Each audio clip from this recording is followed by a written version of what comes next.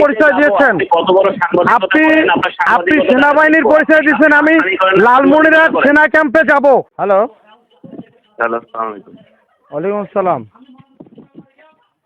সাংবাদিক রবিউল ইসলাম বলছেন? হ্যাঁ ভাই, জি জি জি ভাই। কোন পত্রিকায় কাজ করেন ভাই? ভাই আপনার পরিচয়? আমি মেজর ইশতিয়াক বলছি। ও আচ্ছা, কোথা থেকে? আমি রংপুর সেক্টর থেকে।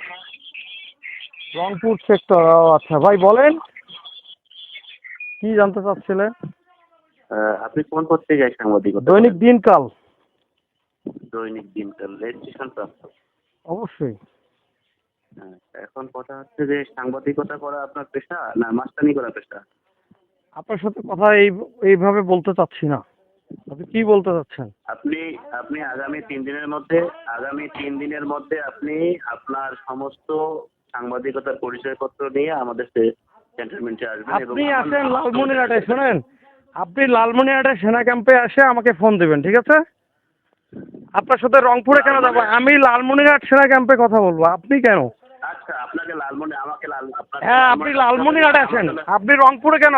আমাদের লালমনিরহাটে তো সেনাবাহিনী আছে, আপনি এখানে আসেন। আপনার কথা কিন্তু অল দ্য রেকর্ড। আমি বলি আপনি শুনেন। আপনার সাথে কোনো কথা নাই। আপনি লালমনিরহাট সেনা ক্যাম্পে এসে আমাকে ফোন দিবেন, আমি যাব, ঠিক আছে? আমি সেনা ক্যাম্পে আসি দেবো।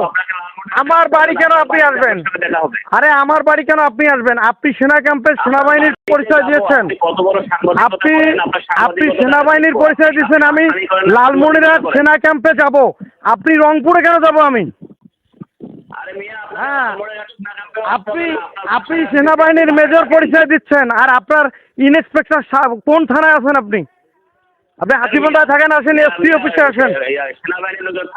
হ্যাঁ, থানায় থাকে। আপনি রংপুরে যাইতে চান কেন ভাই?